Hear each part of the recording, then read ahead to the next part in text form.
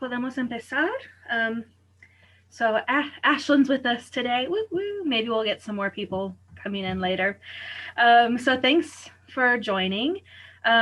We'll just stay on silent, except for those who are speaking, so that way everybody can hear fairly well. And then we'll do questions and comments at the end when everybody is done. And then for Rachel's, we'll do just a short video presentation of hers.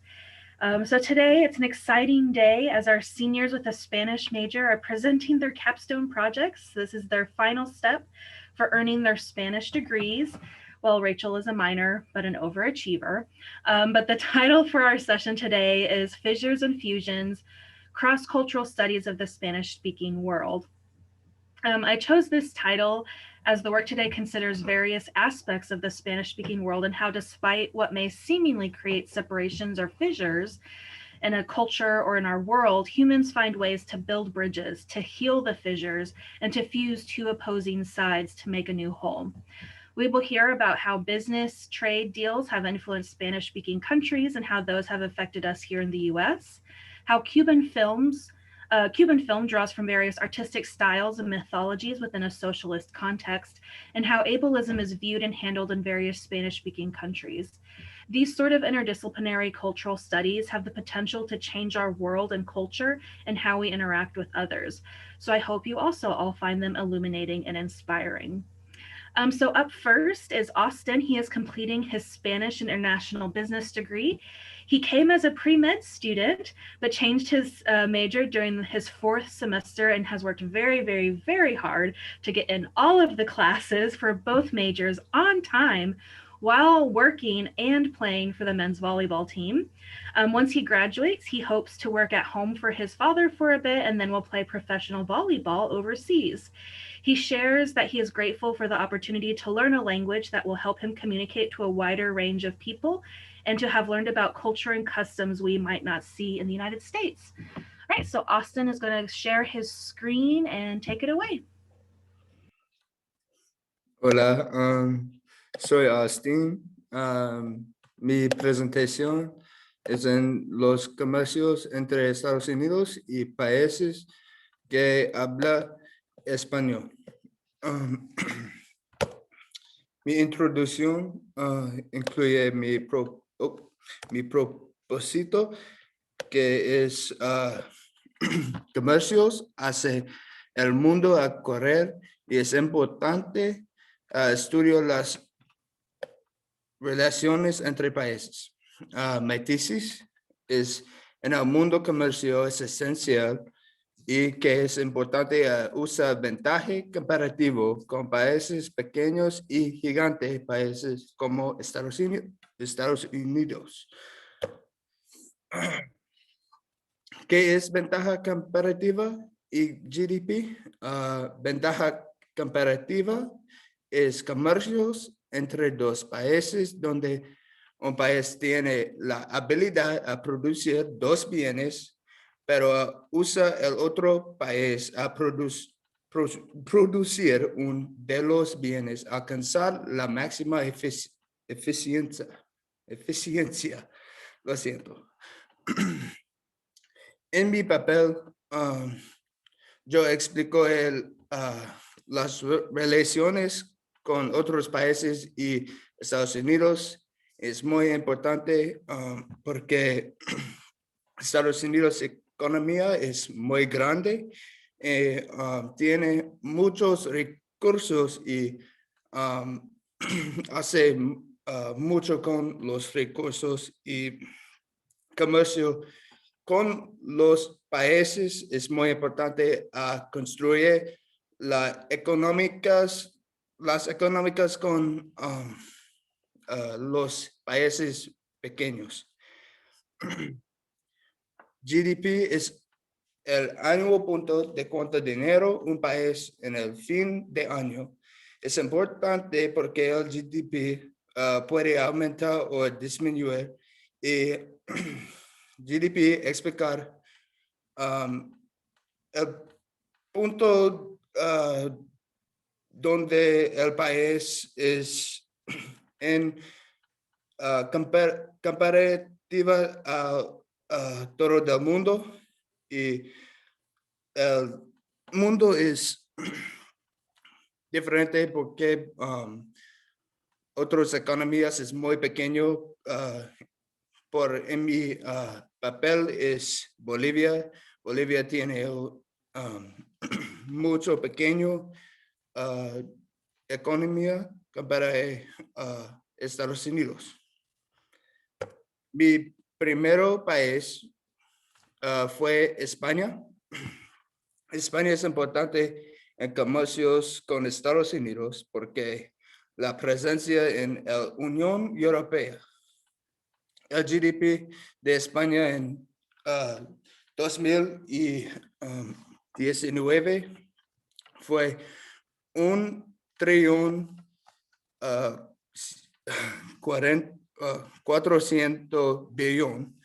Y mi cita es el CIA.gov. Es muy difícil directamente al punto de las importaciones y exportaciones en España solo porque es un parte del grupo de Unión Europea, y el Unión Europea es uno de más grandes grupos en el mundo para comercios.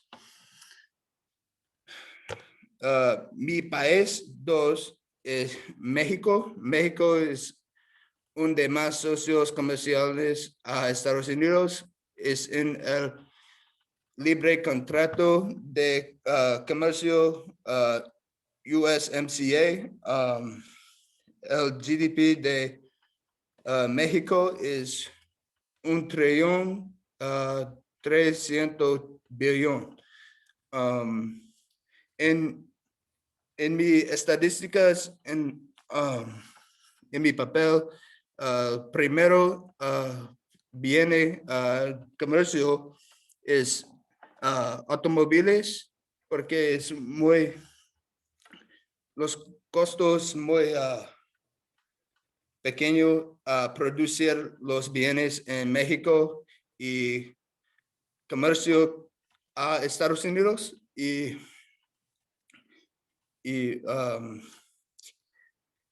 es en México es muy importante porque construye la economía y tiene muchos recursos comparativa a Estados Unidos.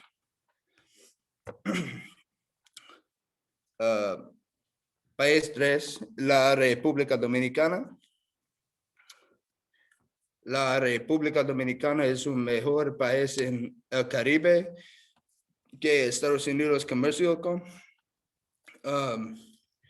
La República Dominicana,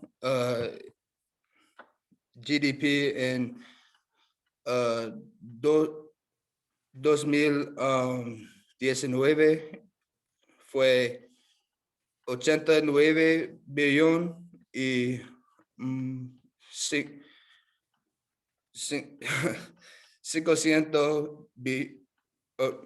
no, lo siento, es 89 billón y 500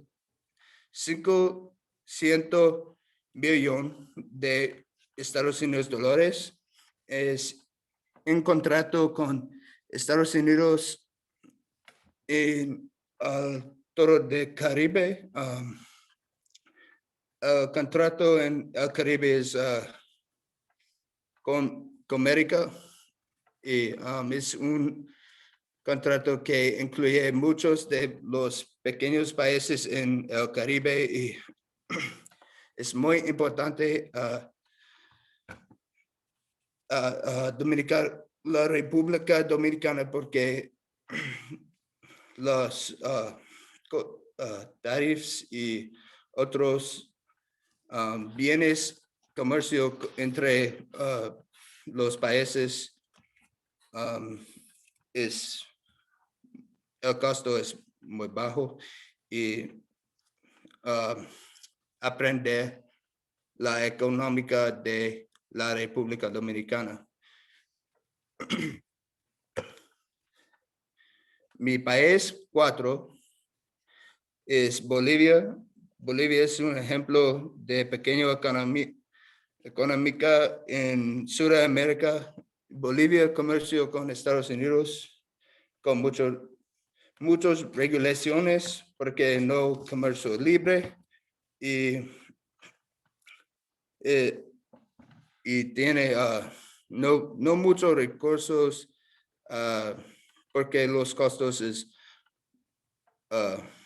muy rico y comparativa a México y la República Dominicana, la economía es muy pequeño y GDP de Bolivia es 42 billones y 400 millones de Estados Unidos dólares. ¿Y por qué es comercio importante? Aumenta las relaciones entre países, construye las económicas de países y crecer la globalización del mundo. En conclusión, ventaja comparativa es importante al mundo porque crecer una máxima producción de bienes mayor que la producción marginal, aumentar las relaciones entre los países y ayuda a las económicas de países pequeños. Mi trabajo citados.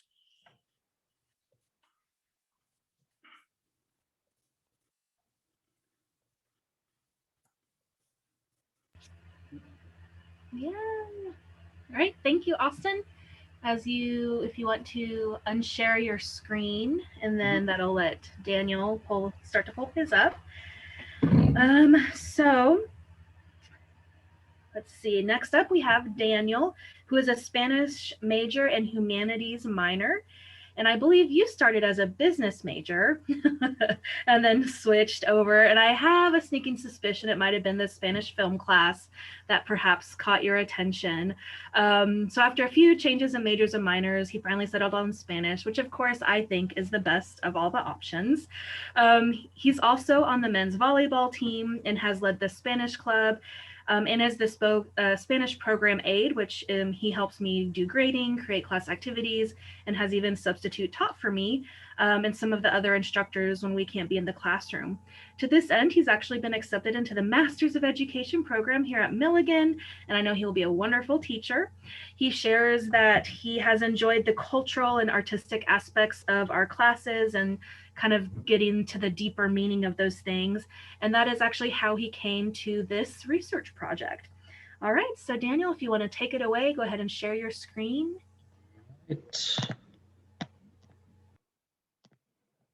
Bien.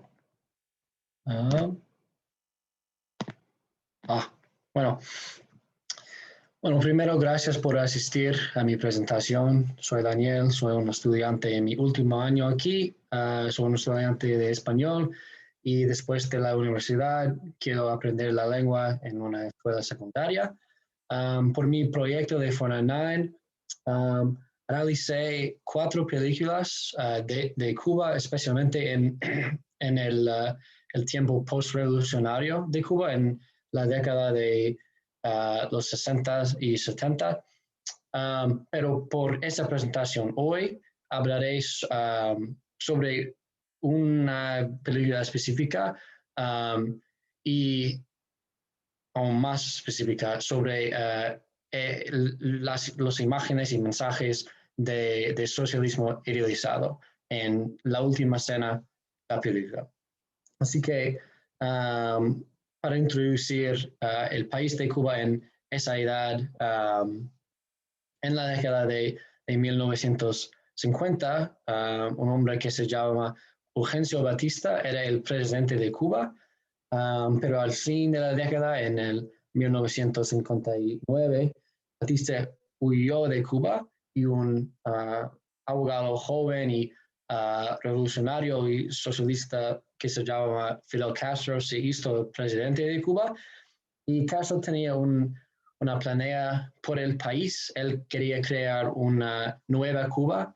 Él dio un discurso sobre su visión, su idea de este nuevo país. Obviamente, él quería que el país fuera un país comunista y socialista, pero también quería un país sin el racismo y el sexismo. Así que en mi ensayo, mi proyecto, examiné las representaciones de la raza y del género en esas películas, porque Castro quería que el cine y las películas eran instrumentos buenos y importantes para enseñar y establecer esas ideas comunistas, socialistas. Así que en 1959, muy cerca después de él se hizo el presidente del país, él crea el Instituto Cubano del... Oh, lo siento. El ICAIC. No puedo ver todas las palabras a causa de la pantalla de nuestras caras, pero es la industria de cine de Cuba. Y esta industria era una entidad muy única porque estaba financiado por el gobierno, pero estaba controlado por los cineastas. Así que había un nivel de libertad artística para enseñar y mostrar, demostrar, crear esas imágenes y crecimientos del socialismo. Así que con esa importancia de las películas, los mensajes deben ser importantes también. Y una de las películas que examiné en mi ensayo era La Última Cena. Es una película de Tomás Gutiérrez Alía. Estrenó en 1976 y esencialmente es una película basada en el siglo XVIII, en una plantación de azúcar en Cuba, y ese hombre en el pelo blanco es el conde de los esclavos, y es un hombre muy religioso, es un hombre católico, y él quiere convertir a sus esclavos al cristianismo, al catolicismo, y él piensa que la manera mejor de hacer eso es recrear la última cena, como el evento de la Biblia con Jesucristo y los discípulos. Así que es lo que hizo. Y él y 12 de sus esclavos cenan conjuntos. Y a primero es una cena muy buena y con mucha conversación y interacción, pero hay un nivel de la sátira, especialmente con la religión, porque el conde usa la religión para justificar la esclavitud.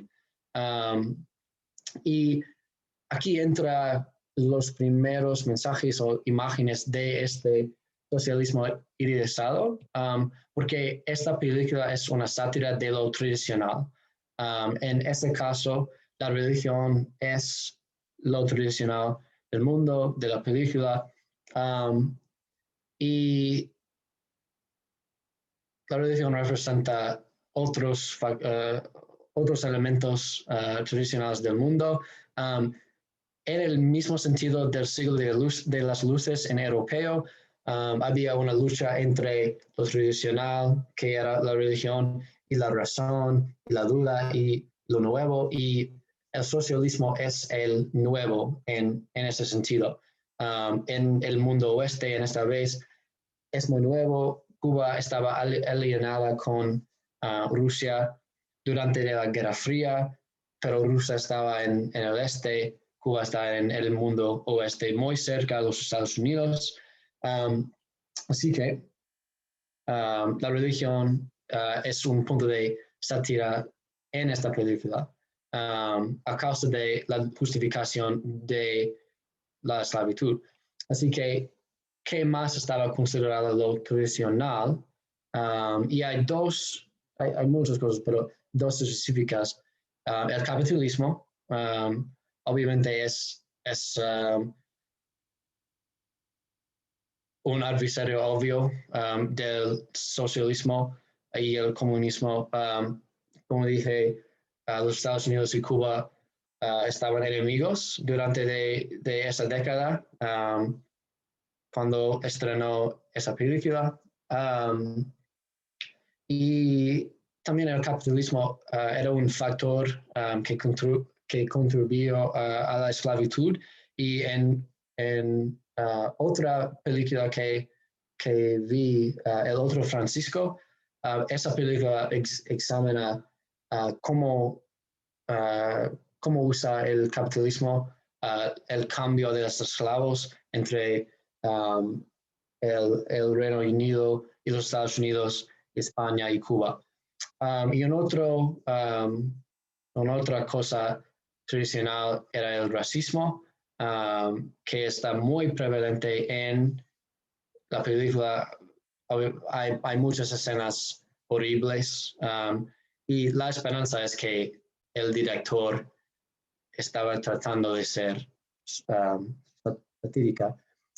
Pero el antirracismo era una parte de la nueva Cuba de Castro, y había una idea nueva en el país y en el mundo en ese entonces. Y al fin de la película hay un otro mensaje socialista.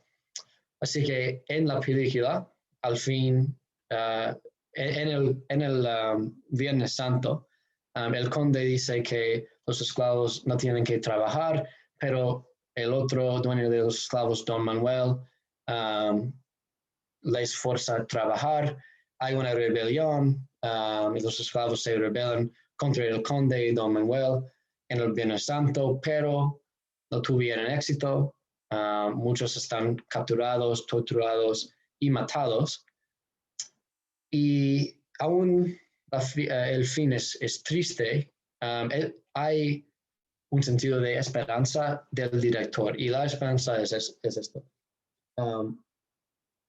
El trabajo de la revolución de Cuba ya no se acaba. Así que en ese momento todavía había trabajo para hacer, para esa revolución, para cambiar el país y el mundo.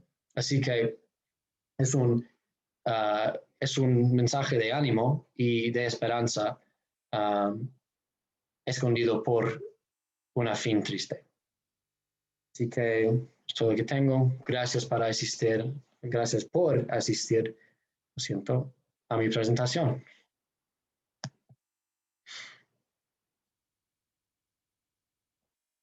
Gracias. Perfecto. All right. So finally, I will be sharing Rachel Dove's work. She's a biology major with minors in chemistry, psychology, and Spanish. And I had a feeling I could talk Rachel into being a minor, as her big brother, Luke, if you guys remember Luke Dove, also graduated with some Spanish and is now doing some really amazing work in Guatemala as a missionary. And of course, as a dedicated, driven, and high achieving student, Rachel will be attending ETSU in the fall to pursue her Doctor of Audiology degree.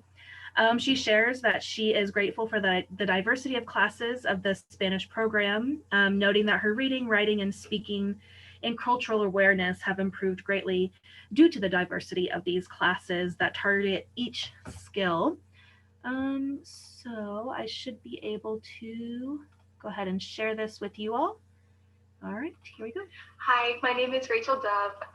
My research is on ableism in Latin America, and my research mentor was Dr. Martin. So to start out, what is ableism? At its core, ableism is discrimination against the disabled community. Like racism, sexism, classism, all those forms of discrimination, ableism falls into the same category. It's the systemic discrimination against those who don't have an able body or able mind. It can be found in government policies, the medical field, job requirements, the educational system, a lot of places that we don't even think to look until it affects us. Within the medical field, it's oftentimes really hard for those with disabilities to get proper medical treatment, whether it's A doctor doesn't understand their condition well enough to treat it. The equipment isn't made for them. It's inaccessible. There's a lot of different things that we just don't realize until it's affecting us. Job requirements. A lot of times jobs are made to discriminate against those who might have a disability. Think about every job that you've applied to that says must be able to lift 20 or more pounds. You never go in and lift anything. It discriminates against those who might not be able to. Jobs say you must be able to stand for a certain number of hours. Very rarely is that actually a requirement. You would be able to do the same job in a wheelchair, but that requirement is made to discriminate against the disabled. Then the educational system. There's oftentimes not equal treatment for students with and without disabilities. Schools aren't prepared to handle students with disabilities because they aren't given the resources. It's not made a priority. This leads to a divide between the able-bodied and the disabled communities that can make it very hard with everyday life. It's an intersectional issue as well. There's issues with race, sex, gender. All of these play a part in the treatment of people with disabilities. In Latin America, especially, the indigenous communities face ableism at a much higher rate than other communities because of certain cultural aspects. The gender roles in society have affected the way that the disabled community is treated as well. Disabled women experiencing violence, things like that. So moving on, how do we define disability? Disability means a lot of things. I think the Merriam-Webster's definition is having some form of an impairment, whether it's mental, physical, something like that, that hinders everyday life. I found that it's easiest to divide disabilities into a couple of categories, visible and invisible. Visible disabilities are the ones that you can see. Maybe you can't see them per se, but they're much easier to perceive in society. So like cerebral palsy, paraplegia, Down syndrome, dwarfism, blindness and deafness can fall into this category of people who look to be a part of the disabled community. They might have a physical aid, be it a walker, a wheelchair, a cane, something like that helps them, hearing aids, that helps them in everyday life, that you can kind of see that there might be something there. But there's also invisible disabilities like dyslexia, chronic illness, mental illness, developmental delays. These are harder to perceive and oftentimes are forgotten in society. They're important to know them and to see them, but a lot of times they get forgotten. Chronic illness, especially with, you can never know the pain someone else is feeling, and when every day is pain, it can be disabling. And it's forgotten a lot because it might not need a mobility aid or a hearing aid or something to deal with, but it is very much present. There's three main models of disability. There is the biomedical model. This is the idea that disability is a physical problem with physical causes. Because of that, we can probably cure it. It makes sense to a degree. It's a very medical, scientific, logical, there's a cause, there's a solution. Unfortunately, this reduces people with disabilities to their disabilities. It makes it seem that there's something wrong with them, it's their fault, and they can be cured, but until then they are broken. This widens the divide between those with and without disabilities in society because there's a general understanding within the biomedical model that there's broken and there's fixed. It's used in Bolivia, Cuba, Ecuador, Guatemala, Haiti, and Panama. It's used as in when they send out surveys and censuses. This is the main model that they've chosen to address it as, and they've been clear in saying this is the biomedical model. There's also the social model. This model says that disability is less of a physical presence and more of a social construct. You're not disabled by a physical condition. It's society's inability to accommodate that has created a disability, if that makes sense. The divide between the able-bodied and the disabled is in society's, it's society's fault that there's that divide, because there should be a bridge, they should be equal, but society has created an able-bodied and a disabled dichotomy. This is used primarily in Chile, Colombia, Costa Rica, Ecuador, El Salvador, Haiti, Mexico, Peru, and Venezuela. Once again, on their censuses, this is kind of how they've addressed disability. And this is the biopsychosocial model. This one combines social and biomedical model. It understands that at its core, a lot of disabilities are caused by physical problems. We might not always know the root of the problem, and there might not be a cure, but at the end of the day, it is a physical problem, and there are solutions potentially. It also takes into account the social model, the idea that we've created a society that's inhospitable to the disabled community.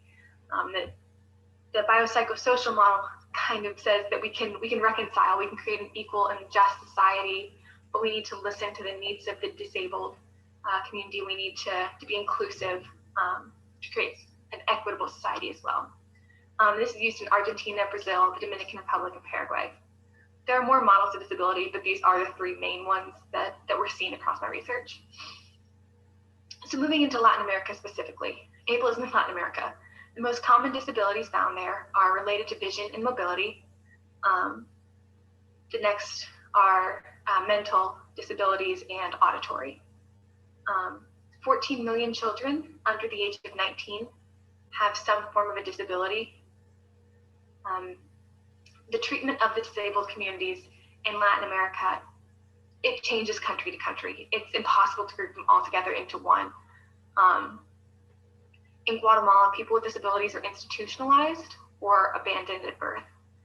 This has led to the creation of mental hospitals. It's kind of what they call them, but they're used for people with a large variety of disabilities, or orphanages with children who have disabilities.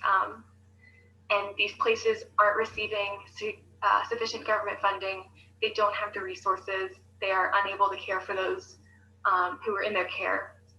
And it's more than just they're trying their best and they can't. A lot of times there's not teachers, there's not counselors, there's not therapists. There's no form of treatment, there's no form of education for the children. In some of these institutions, there's not windows or beds, or enough beds at least. That it's just these people with disabilities are put into inhumane conditions and are kind of reduced in society to something less than human because of their disability. All throughout Latin America, there's legislation to try and combat discrimination, much like there is here.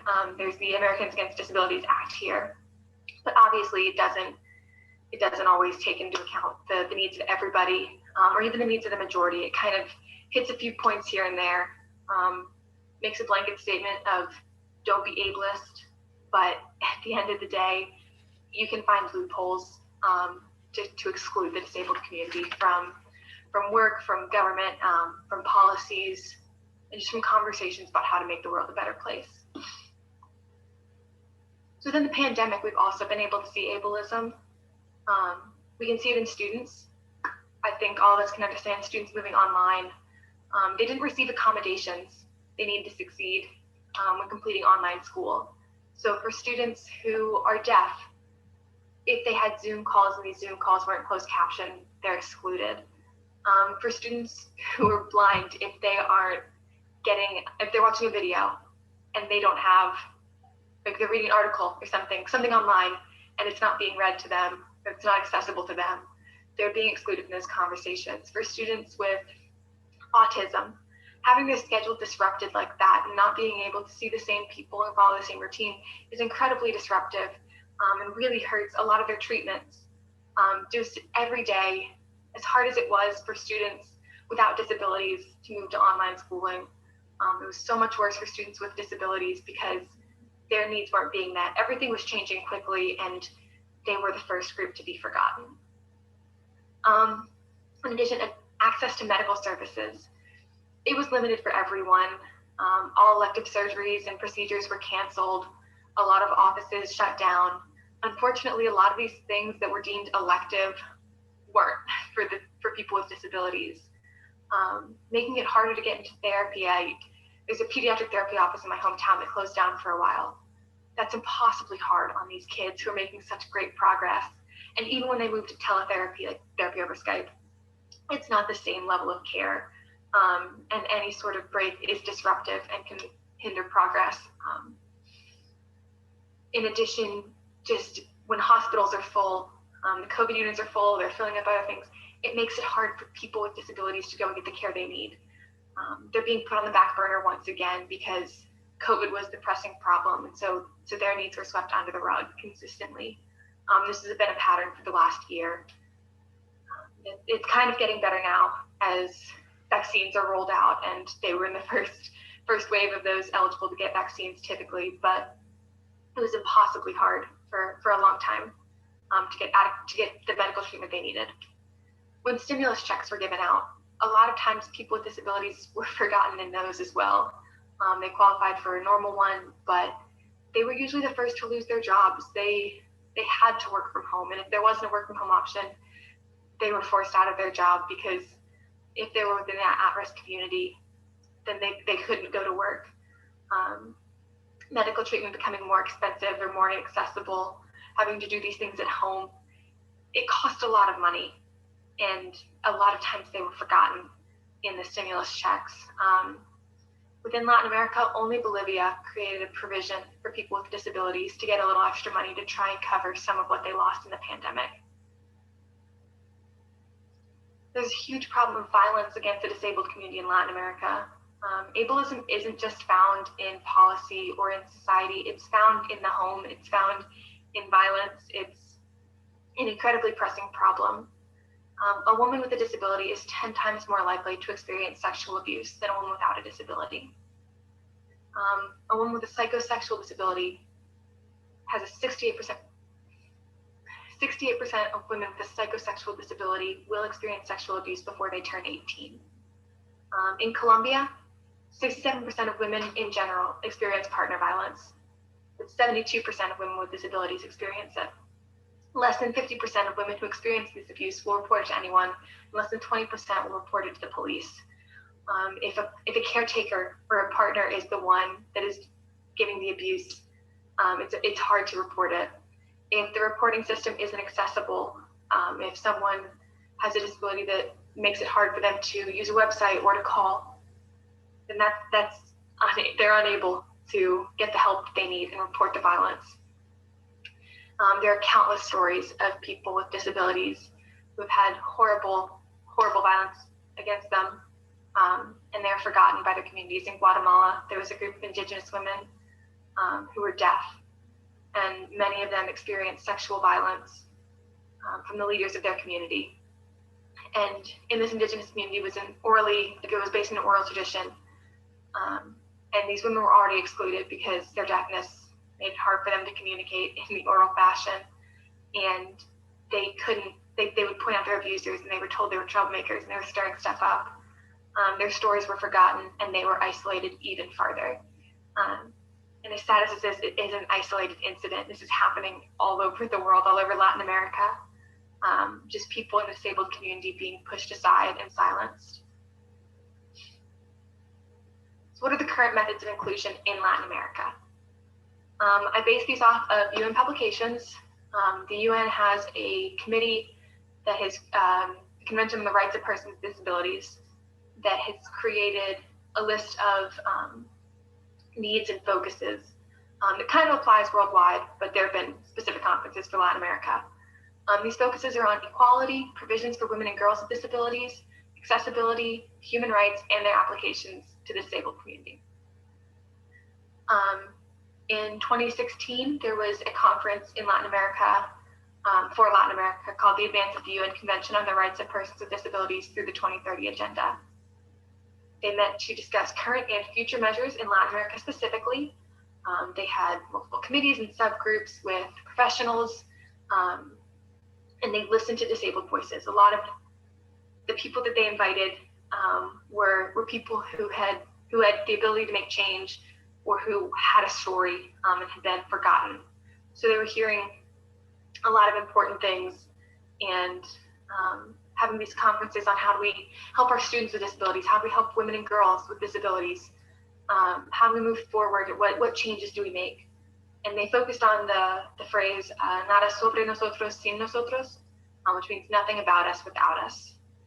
It's a cry for the disabled community of don't make laws, don't make rules, don't make measures about us without listening to us, listen to our stories, include us as an equal part, and that's how we move forward. In addition, other methods of inclusion, there's the Consejo Nacional de Discapacidad, or CONADIS. In most Latin American countries, this exists. They have individual websites, and they fight for disability justice. This is the organization. They've translated a lot of videos for COVID-19. So any government-sponsored video, you can go to the CONADIS website, and there is a sign language interpreter and a transcript created of that video that are often forgotten when they're first published in other sources. There's resources of how do I make my workplace more accommodating? How do I make my church home school more accommodating to those with disabilities? And CONADIS works to include people with disabilities in everyday life, in every situation, in every space, including their leadership board. So what's the future of disability justice? How do we move forward in this? Like CONADIS, there are other organizations that are fighting to create an equitable society through legal and social reform.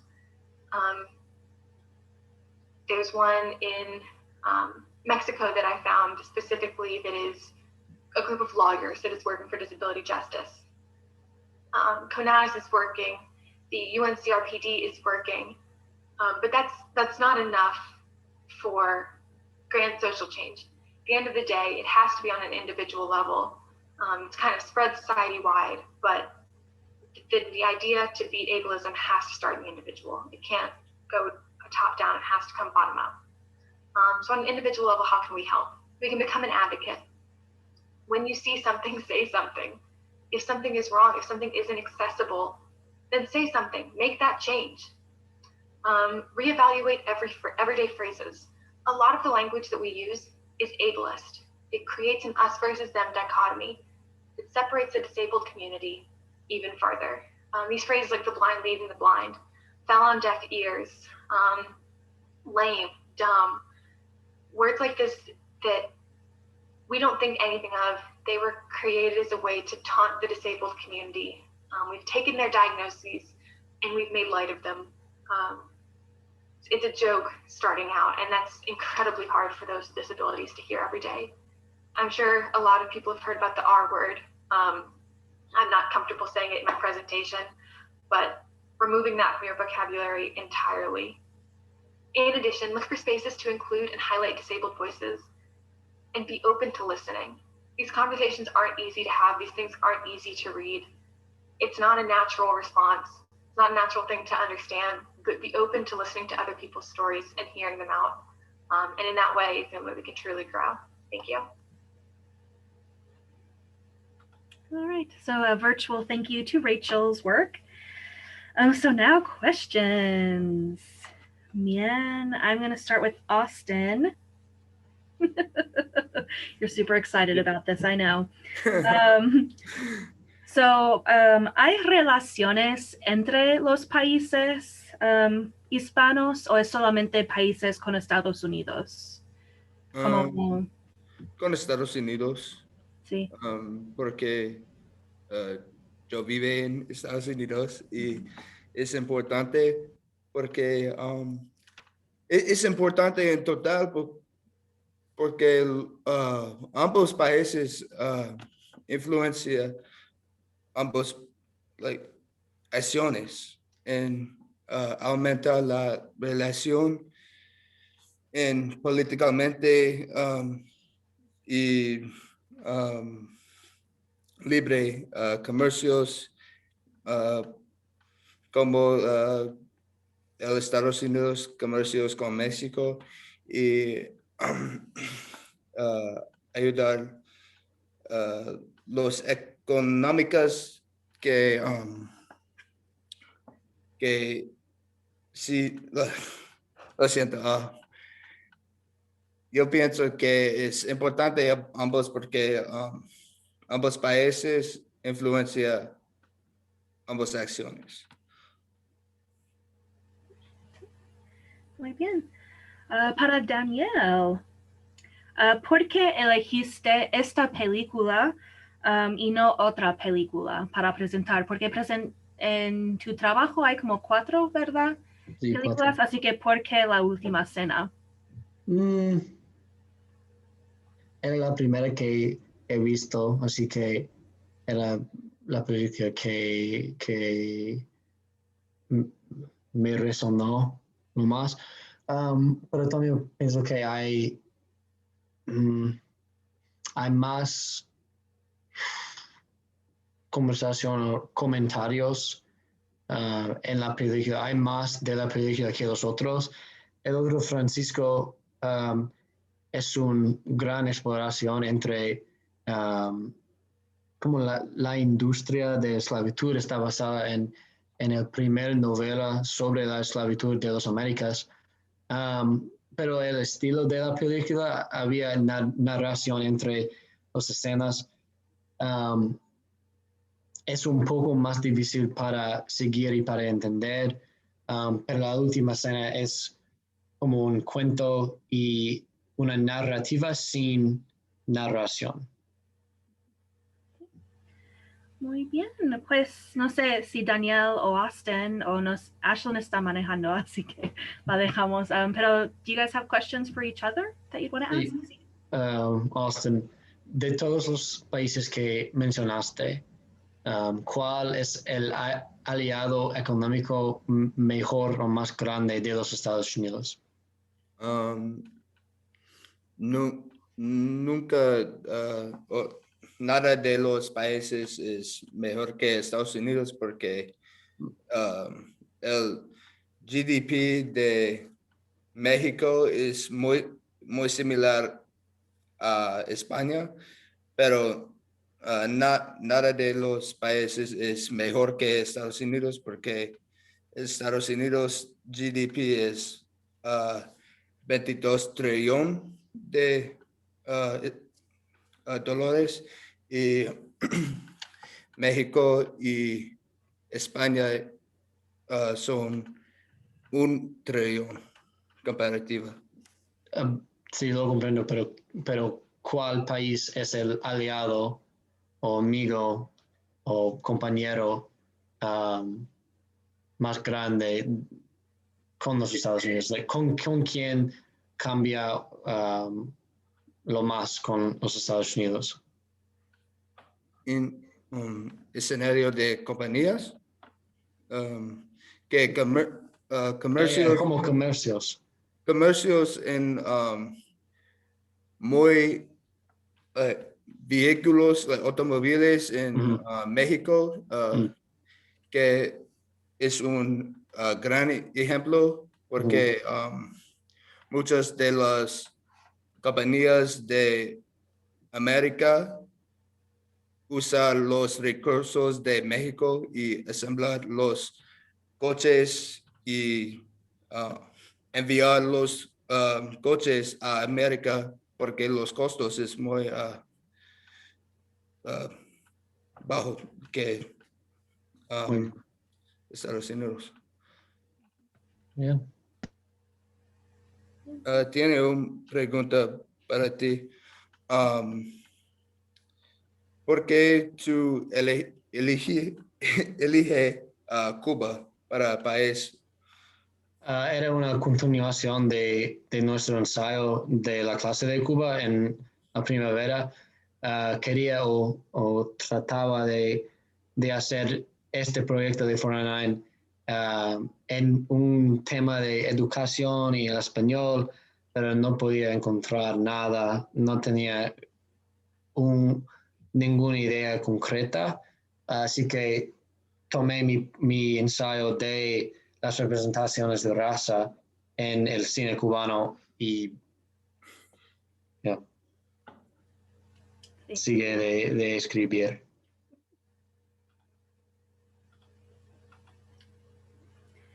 Muy bien. Por eso es importante tomar muchos cursos y así puedes combinar las ideas. Excelente, pues muy bien. You did it, guys. Yay! You can graduate, hopefully.